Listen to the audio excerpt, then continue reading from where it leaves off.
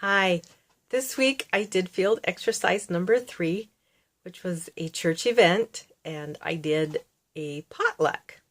So it was my job to plan the potluck and execute it for our Connection Group series, which is a community Bible experience. This quarter, all of our groups will be reading the New Testament together and discussing it.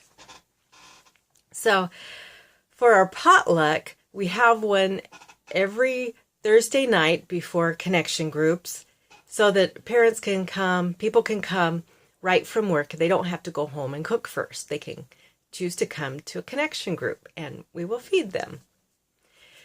So we had 80 people at this potluck. There were babies to adults to old people. There were kids running all over the place. Our table was 15 feet long, full of food. Everybody brought something. My part was to do the main entree, so I did a baked potato bar. I went early and I baked 100 potatoes and prepared the baked potato bar. And I am leaving you a link so that you can give it a try. It's an easy way to and an inexpensive way to make a lot of food for a lot of people. So I hope you give it a try. As we were eating, we were talking about an upcoming mission trip. We talk about crochet. People are sharing their lives, their aches and pains. Babies are getting rocked so that parents can eat in peace. One of the few times they get to do that.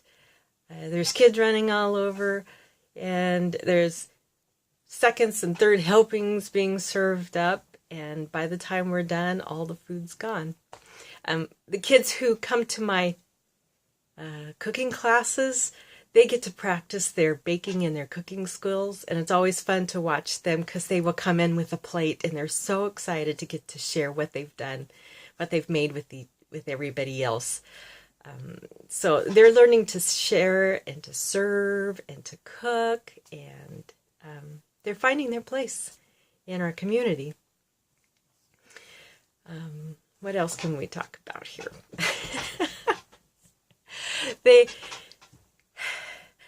Hospitality for me is, I think, one of the main ways that Christians can say God loves you.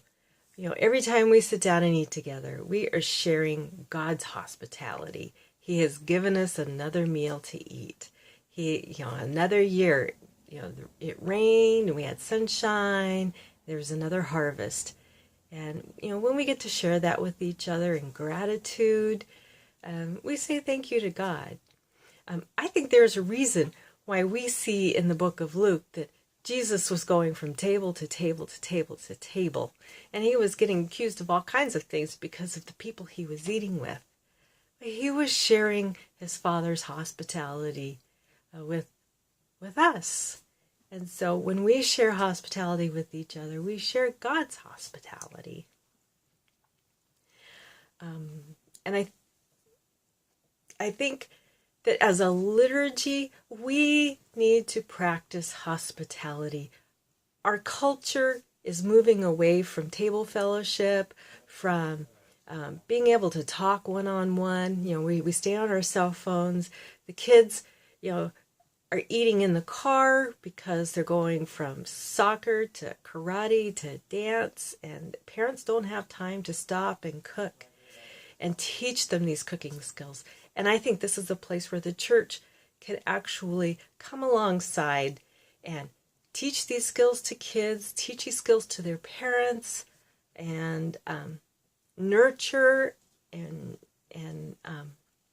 continue this practice.